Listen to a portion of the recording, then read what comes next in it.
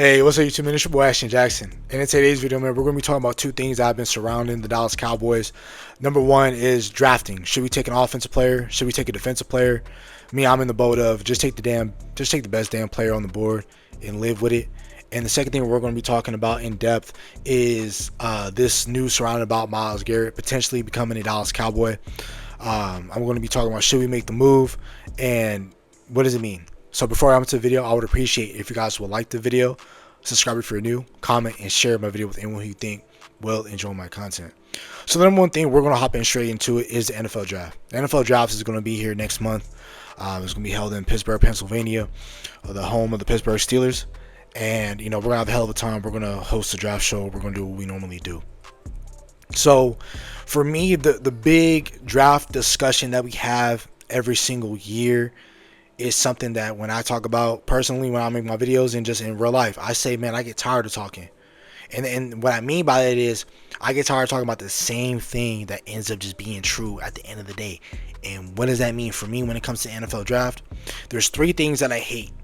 Yeah, I know hate is a strong word, but we're going to use it because I'm going to show you why. The number one thing that I hate when it comes to this NFL draft and when the discourse about it is the number one thing that I hate is when, if you have the number one overall pick, let's just say we're in place of the Raiders, we have the number one overall pick. There is a subsection of Dallas Cowboy fans that will tell you, remember, if you don't get caught cheating in the NFL, the NFL is going to give you a pick if you don't tamper and do anything like that. They allow you 32 picks in the first round and in the second round. There's a subsection of Cowboy fans that will tell you if you have the number one overall pick that 5 players will not be made available to you at the first overall pick. You have the first crack at the NFL draft. You can pick whoever the hell you want. There is a subsection of Cowboy fans that will tell you that 5 players won't be made available to you if you have the number one overall pick in this year's draft class. So you know what I hate? Because now it happened twice in a row. The Dallas Cowboys were ass enough to be the 12th overall pick in back-to-back years. There are people that are going to tell you that there's going to be 13 players that are not going to be made available to you at the 12th overall pick. And those are the MFers I always end up laughing at. Because they is like, man, are you crazy? Like, there's no way that 13 players are going to be drafted before you pick at 12. No way. If you stick and pick at 12, there's no way in hell 13 players are going to be gone by the time you pick at 12. I hate that when it comes to NFL draft. The number two thing I hate, and this is what we're really going to get into when it comes to this NFL draft stuff, is I hate when somebody says they're willing to take a worser player over a better player. What does that mean? Somebody in this draft class is going to tell you, if you're wiped from the 7 best defenders in this draft class, who are the 7 best on my board? Number 1 is Caleb Downs out of Ohio State. 2, Arvell Reese out of what school? Ohio State. Ruben Bain from Miami, edge defensive end, same shit. David Bailey out of Tech. Then you're going to get Mansour Delane out of LSU. If everything goes right, March 31st out of Tennessee, you're going to get Jamal McCoy. He's going to be somebody who's on that board. Then if I didn't say Sonny Styles, you're going to get him out of Ohio State as well. Those are the 7 best defenders, in my opinion, in this NFL draft class. There is somebody out there who is going to tell you that you should take, and I love this player, Dylan Thieneman. I love his tape more from Purdue than I do Oregon, but Oregon tape is really good as well. But there is somebody out there that's going to convince you that we should take the 15th best or the 20th best player on somebody's board versus the 8th best player. And your 8th best player might be Jordan Tyson out of my alma mater at Arizona State. Your 8th best player might be Francis Mauigoa, right tackle out of Miami. And there's going to be somebody that's going to convince you to take a worse player because we need defense so bad. Listen, the Dallas Cowboys, they listen to fans like us. They do. Whether you believe it or not, they do. There have been many people on many different publications that tell you that they pay attention to our voices, right? That's why Boss Cowboy came up with the moniker that your voice matters, and it does. They went and they drafted. They had 11 picks. We're going to go back 5 years because we're in the, this crazy how we're in the same predicament 5 years ago that we are in today. We had the same issue in 2020. We had the 50th worst defense of all time in NFL history that we charted out in 2020. And we said going into that fall of that spring of 2021 that the Dallas Cowboys must use all 11 picks on defense. And for a majority of the picks, they did. I'll put the graphic up on the screen.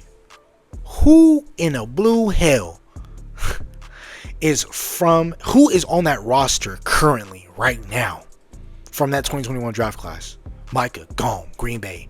Kelvin Joseph not in the league. He's not in it. I don't even think he's in an organized football league right now. Nashawn Wright, he's in the Jets. He's on his third or fourth team in 5 years. Osa is with the Santa Clara Niners. Chauncey Golston right now is playing in your division with the New York Giants.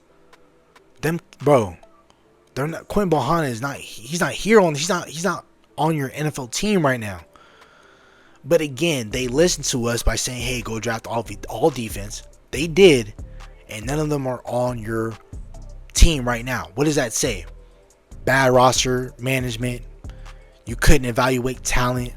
So you're expecting the Dallas Cowboys to use all of their draft capital that they have right now to pick defensive players when you know good and damn well this team can't draft defensive players to save their life. But you're going to depend on them to go do that? When the Dallas Cowboys come into the draft hungry on an empty stomach, you get Taco Charltons, no pun intended. You get Mozzie Smith. You get Luke Schoonmaker. You get Tristan Hill.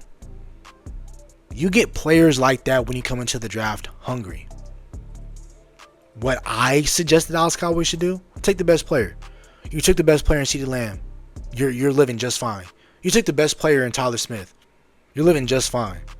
When you end up taking the best player on your board, the Dallas Cowboys end up doing just fine. So if Jeremiah Love is available to you at 12, and the discussion in the war room is between Jeremiah Love out of Notre Dame or safety from Oregon, Dylan Thieneman, you know where I'm going? I'm going Jeremiah Love because he's a better player on my board from the work that I did, right? So I'm just not going to take a worse player. I'm not trying to get worse on purpose. That's what a lot of people are trying to do right now currently. They're trying to get worse on purpose. Now, yes, would I love Caleb Downs to be the selection at 12? Hell yeah. In a perfect world, give me Ruben Bain at 20 in his short arms and give me Caleb Downs at 12.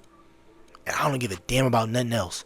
Because I don't give a damn what our biggest ops do, whether it's a team in Santa Clara or whether it's a team in Philadelphia. I don't care what they do in the draft. But the reason why a lot of y'all end up complaining and crying that those two ops end up getting really good players. Oh, how did they end up getting this great player? Because they don't overthink this shit. We're the only fan base that overthinks some of this. Don't overthink this, man. Remember, they make a children's game and they made $1 trillion profiting off of it. That's what they do in the NFL. So don't tell me, man, that how easy this sport can be when a lot of some of y'all end up overthinking this process. Come on, man. Don't overthink that. And the third thing I hate when it comes to this NFL draft process is, man, outside of you thinking that you're going to pick a worse player on purpose, you thinking that there's only going to be that, you pick 12. You don't tell me 15 players not going to be there at 12. And man, I hate when people think that these teams know how to draft. Why do you think the Jets and the Browns and the Jaguars, us growing up, they always pick in the top 5, top 10 of the draft? I love the Raiders. I respect the Raiders. But damn, them MFers can't draft worth the lick. That's why they always pick in top 5 and top 10. Because these MFers, they don't know how to draft. So point 3 goes back to point 2. Don't tell me that 15 players are not going to be available to me when I pick at 12. Especially if I'm not trading back. And then you're going to tell me in a perfect world, all of these teams are going to end up playing. They're all going to end up picking the best player on their team. It's just not going to happen. Some of these MFers, they don't know how to draft. That's why Vash Lombardi has a favorite saying around the community that teams they suck at drafting. They truly do. It's not him being pompous or him being arrogant. It's factual. How the hell do the Browns and the Jets have multiple first round picks in multiple years and the MFers can't win a playoff game? Somebody lying. Now we're going to get into the second part of the video. Hey man, Myles Garrett should be a Dallas Cowboy. Because all the leading reports in terms of what the Dallas Cowboys were willing to offer to get a guy like Max Crosby, he's a hell of a player. But now you're going to get Myles Garrett, he's a walking Hall of Famer. He's going to end up in the Hall of Fame. He does everything right. He sticks to what he's supposed to do. He's going to be in Canton, Ohio. That's where he's going to end up being if he does everything right. He stays healthy. He's going to do it right. But whatever you heard the publications say that what we offered for Raiders defensive end, Max Crosby, you have to double it. Why? Because what I just said. Myles Garrett is a walking Hall of Famer. Look at the season. He just broke the single season sack record and won Defensive Player of the Year. Look, we're still going to host a draft show whether we pick at 12 and 20 regardless. So if you mean to tell me if I can go get a top 5, top 10 player in this league and I just can't draft on Thursday night, I'll figure the rest out. Because there's no player at 12 or 20 that is better than Myles Garrett combined. Hell, you can throw in pick 92 and pick 112. Those 4 players will not be better than one Myles Garrett. Because if we go back to what I said in 2021, we had a hell of a player, Micah Parsons, but he's not here no more. Because you're banking on the draft to come and save you. Like what Kendrick told you 2 summers ago. The NFL tells you, the draft is not your savior. It's just not. It's not. You're gonna have to do something. You're gonna have to know how to team build at the end of the day, right? I want Myles Garrett. I want him to be a Dallas Cowboy. He wants to be a Dallas Cowboy. He wants to go to a place in which that he can win. Are there better places than Dallas and Cleveland to win? Hell yeah. But if I had to choose between Cleveland to try and win and look at their situation, and I look at Dallas and what we're trying to do, we have a quarterback. They don't.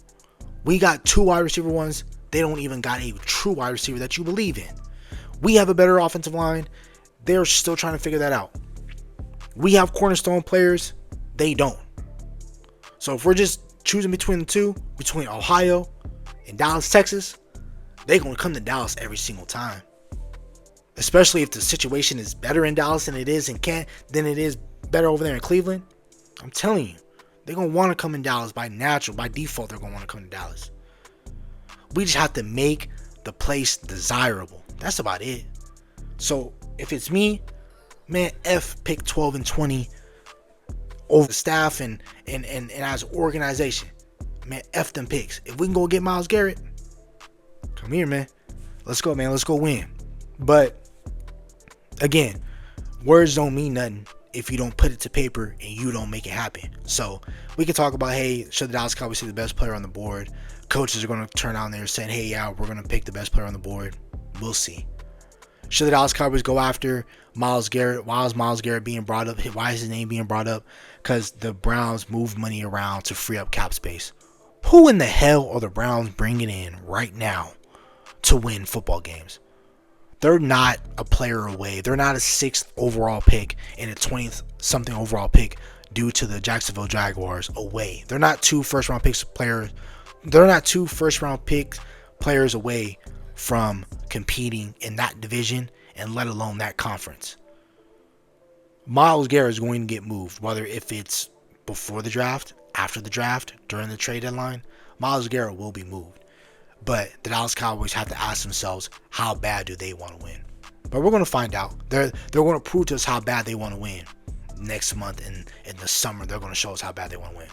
So that's about it for the video. Hope you guys have a nice day. Stay safe, stay blessed. Bye.